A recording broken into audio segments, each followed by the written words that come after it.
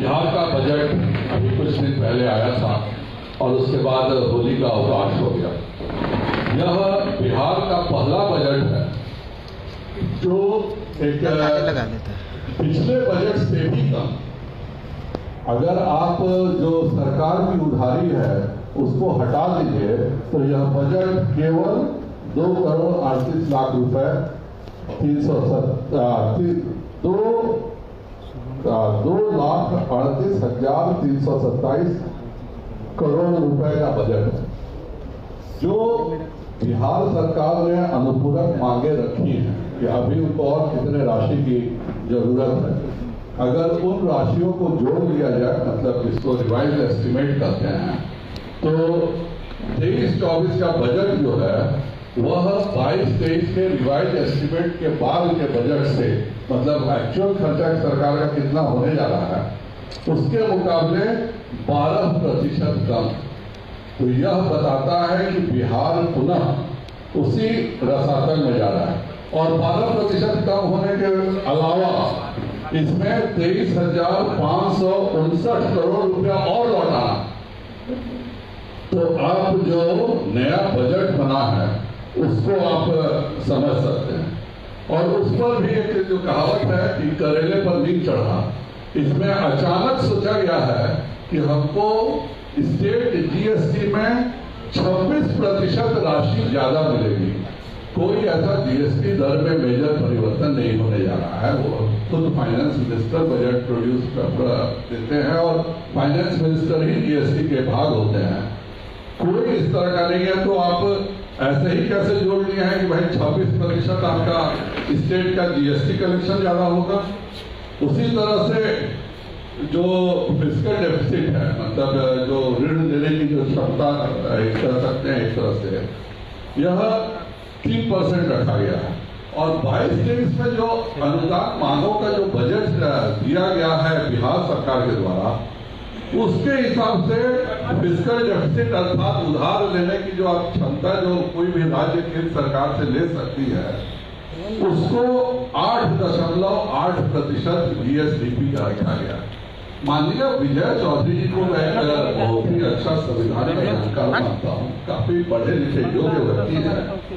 जब किसी भी राज्य सरकार को 4% से ज्यादा जीएसडीपी का फिस्कल डेफिसिट रख ही नहीं सकते हैं, तो क्या बिहार की जनता को गुमराह करने के लिए या बिहार की जनता को एक तरह से कहें तो यह महागठबंधन की सरकार ठगने के लिए कही है कि रिवाइज एस्टिमेट के हिसाब से 8.8% का हमारा घाटा होगा। तो ये 4.8% पैसा तो आप दुनिया में कहीं ले ही नहीं सकते। और इसको साधारण तौर में ये समझिए कि मार्च में होने वाले सभी ठेकेदारों के पेमेंट, सभी सरकार के पेमेंट एक तरह से सब बंद हो जाएंगे, क्योंकि आप ऋण 4% ही ज्यादा ले सकते हैं, आप 8.8% का रखे हैं। तो बिहार को किस तरह से बर्बाद किया जा रहा है यह उसका उदाहरण है। उसी तरह से एक बहुत नाटक किया गया कि हम कृषि का नया रोड मैप ला रहे हैं, हम कृषि का रोड मैप ला रहे हैं। बिहार एक कृषि प्रधान राज्य है। उद्योग हम लगाते नहीं है, लगाने भी नहीं देना चाहते हैं। कोई अगर उद्योगपति आ गया तो उसका अपहरण करना महागठबंधन की सरकार अपना धर्म समझती है। और इस परिस्थिति में कृषि क्षेत्र में माननीय नीतीश कुमार जी तथाकथित रोड मैप लाए और उस रोड मैप में के हिसाब से बिहार को इस साल आवंटन 3.3% अपना बजट का दिया गया है। अब हिंदुस्तान में राष्ट्रीय औसत जो है, माने बाकी 30 राज्यों का सबका जोड़ लीजिए औसत, तो भी हिंदुस्तान में कृषि के ऊपर राष्ट्रीय औसत 5.8% कोई भी सरकार बजट पर खर्च करती है।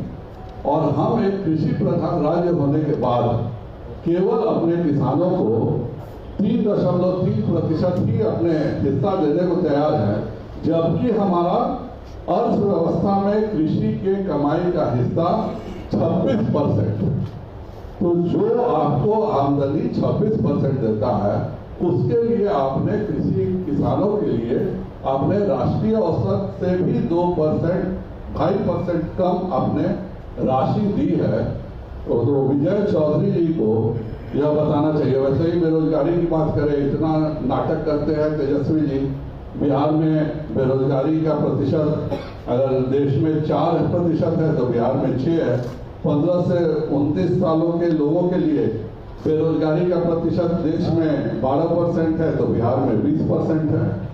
और उससे भी जो अजीब बात है, हमेशा हम लोग बोलते थे कि 2,34,000 नौकरियों का ऑलरेडी मार्किंग हो चुका है, वो देना चाहिए, जिसमें 1,15,000 शिक्षकों की नौकरी थी।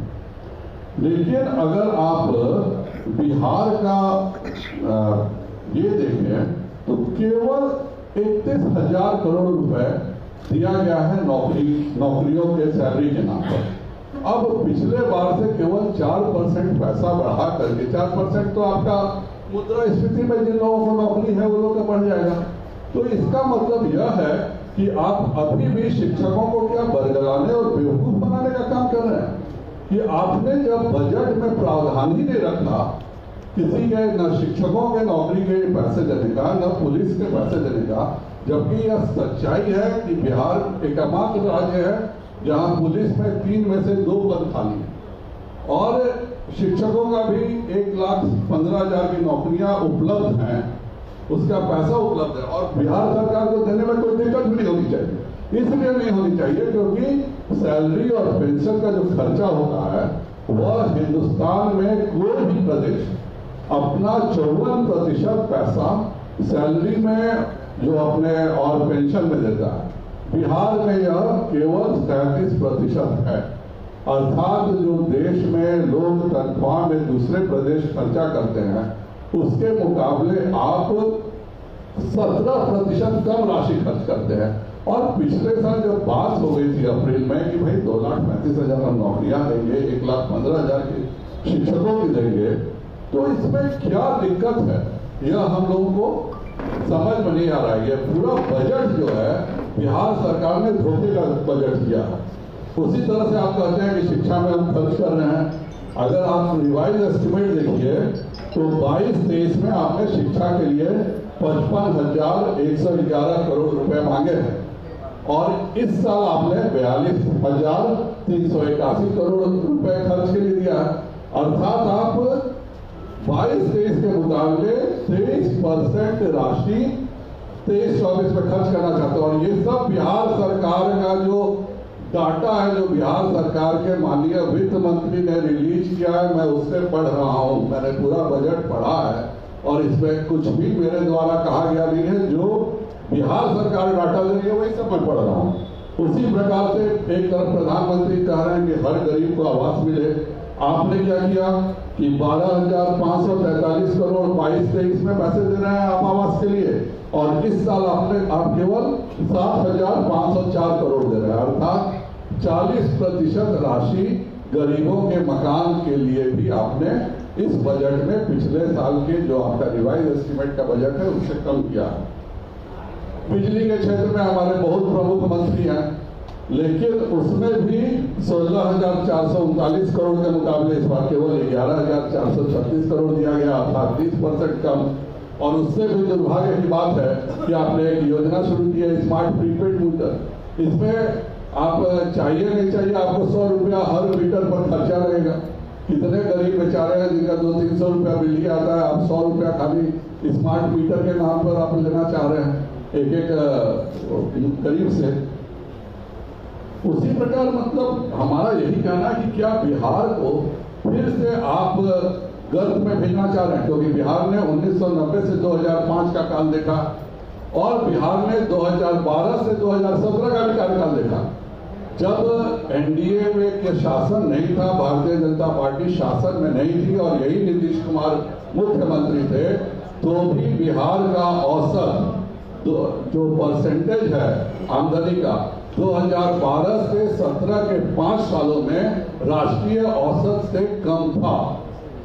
और इतने मुश्किल से 17 के बाद फिर जब एनडीए में भाजपा की सरकार बनी तो आज हमारा विकास दर जो है वह राष्ट्रीय औसत से ज्यादा है।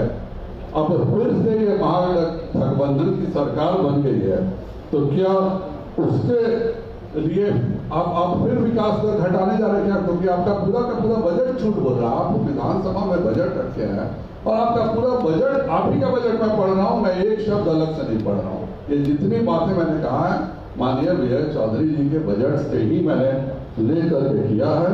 मेरा जनता से भी अपील है कि शुद्ध भारतीय जनता पार्टी की ही बिहार की सरकार बिहार में विकास कर सकती है और इसीलिए बिहार में भाजपा की सरकार बननी चाहिए। और साथ में मैं इस महागठबंधन सरकार को चेतावनी देता हूं कि अगर 15 मार्च तक शिक्षकों का कोई निदान नहीं निकाला गया नौकरी का, तो भारतीय जनता पार्टी भी इस आंदोलन में कूद पड़ेगी।